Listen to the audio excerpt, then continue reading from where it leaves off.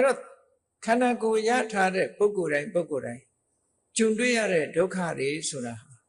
မလွဲမသွေလူတိုင်းဆုံကြတွေ့ကြုံကြမှာဖြစ်တယ်အဲ့ဒါလို့တွေ့ကြုံလာပြီဆိုတဲ့အခါမှာပုဂ္ဂလလို့ခေါ်တဲ့အပေါင်းအသင်းအဖော်တွေဟာထောက်ကူအများကြီးမပေးနိုင်ဘူးပေါ့ပြည့်ဝမပေးနိုင်ဓမ္မဆိုတဲ့တရားကိုသာအဖော်ပြုမှထာဝရချမ်းသာမှုရတယ်လို့ဒီလိုဆိုတာနော်ဒါလည်းပဲအမှန်တမ်းမှန်ကန်တယ်ဒါဖြင့်ဓမ္မကိုအဖော်ပြုတယ်ဆိုတာတေခဏိကာလနောက်ဆုံးအချိန်ကျမှအဖော်ပြုလို့ကတော့ကိုယ်တဏ္ဍာထဲမှာဓမ္မကရောက်လာမှာမဟုတ်ဘူးဒါကြောင့်မို့ဓမ္မဆိုတာဟာလူတိုင်းအတွက်အသုံးဝင်တာမှန်တော်လည်းပဲဓမ္မကလွယ်ကူနဲ့ကိုယ့်ရဲ့ယင်တဲ့နှလုံးထဲတော့မရောက်လာဘူးမရောက်လာသည့်အတွက်ကြောင့်အဖော်ပြုဖို့ရအတွက်အချိန်ယူပြီးတော့ကြိုးစားအထောက်မှုတွေလုပ်ကြအဲ့ဒါလို့လုံးမထားလို့ရှိရင်နောက်ဆုံးအချိန်ရောက်တဲ့အခါခြေမကင်မိလက်မကင်မိဖြစ်ပြီးတော့ဆင်းရဲဒုက္ခတွေနဲ့ရင်ဆိုင်သွားကြရတဲ့ပုဂ္ဂိုလ်တွေအများကြီးပဲရှိတယ်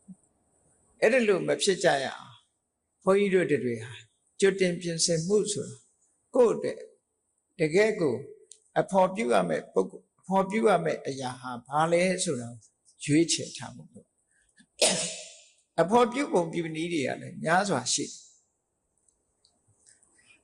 ကောင်းပြီ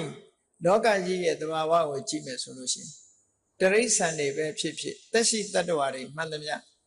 ဒွါယံဒွါယရာမောဟိအယံလောကောတဲ့ပါဠိစာပေမှာအဆိုလေးတစ်ခုရှိတယ်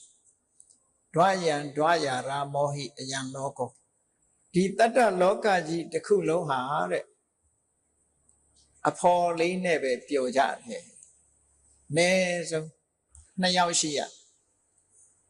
ပေါင်းသင်းလေးနဲ့ပဲပြောနေကြတယ်ဒါလို့ဆိုတာတယောက်တည်းတဦးတည်းဆိုလို့ရှိရင်လူတွေဟာဘယ်တတ္တဝါပဲဖြစ်ဖြစ်ပြင်းတယ်ကဘာဥကာလကဗြဟ္မပြည်ကိုပထမဆုံးရောက်သွားတဲ့ဗြဟ္မာကြီးတောင်မှပဲကဘာပေါင်းများစွာကြားလာနှစ်ပေါင်းများစွာသူတဦးတည်းနေတဲ့အခါကျလုံးလီဖြစ်လာတော့နောက်တစ်ယောက်ရောက်လာရင်ကောင်းမှလို့ဆိုတဲ့အတွေးတွေဝင်လာခဲ့ဘူးပေါ့အဲ့ဒါလို့အတွေးဝင်ရာကစပြီးတော့လောကကြီးကိုသူဖန်ဆင်းနေဆိုတဲ့ဒုတိယအတွေးပါဝင်လာခဲ့ဘာဖြစ်လို့တော့ဆိုသူတွေးလိုက်တဲ့အချိန်မှာအခြားတ attva တစ်ခုသူ့အနီးနားမှာပေါ်လာတာဖြစ်လို့သူဖန်ဆင်းလိုက်တာလို့စိတ်ကထင်မှတ်သွားတယ်ဒီဖန်ဆင်းရှင်ဝါဒအဲ့ဒါလို့ ਨੇ လောကကြီးတွေရောက်လာတာတကယ်ကတော့ဖန်ဆင်းရှင်အစစ်ဟာကိုလှုပ်တဲ့ကံတရားသာနေဖြစ်ပါလေကိုလှုပ်တဲ့ကံတရားသာဖြစ်တယ်သို့တော်လည်းကိုလှုပ်တဲ့ကံတရားကိုကြော်ပြီးတော့ပုဂ္ဂိုလ်တဦးတယောက်ကိုဖန်ဆင်းရှင်အဖြစ်ယုံကြည်လက်ခံကြတာဒီကနေ့မှာအမြဲတမ်းများတယ်လို့သူပြော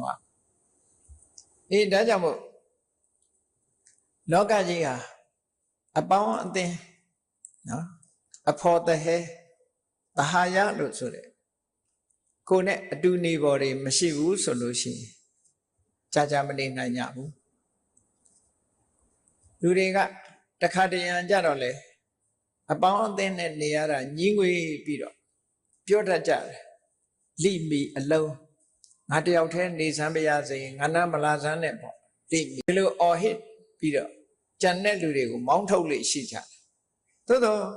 ကြာနေလိုက်တာနဲ့တကယ်နဲ့ဘာဖြစ်တုံးဆိုလုံးလီဖြစ်သွားတယ်တယောက်တည်းနေရတဲ့စိတ်ဓာတ်ကြတဲ့ခံစားမှုမျိုးခံစားကြရတယ်ပေါ့အဲ့ဒါကြောင့်မလို့တယောက်တည်းမနေတတ်လို့တယောက်တည်းနေရတဲ့ပုဂ္ဂိုလ်တွေကအခုခေတ်ကြတော့ဘာလုပ်ကြတော့ဆိုတယ်လီဖုန်းနဲ့